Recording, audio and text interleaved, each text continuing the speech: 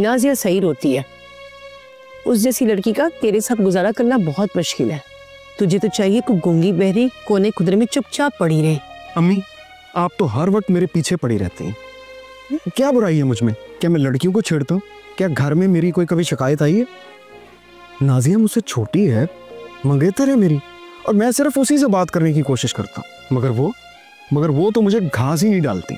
मैं बड़ा हूँ, उससे रिश्ते में भी उम्र में भी। आप उसको समझाएं कि बड़ों की इज्जत किया करें। अम्मी, घर में छोटा होना ये भी एक अजाब है। वैसे अच्छा ही होता अगर बाबा भाई मुझसे छोटे होते और मैं उनसे बड़ी होती।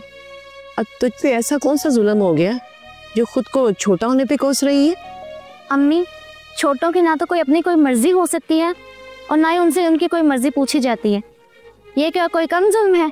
चल, पहले नहीं पूछा तो अब बता दे, क्या है तेरी मर्जी? अब बता दे। चल बैठ जा आराम से।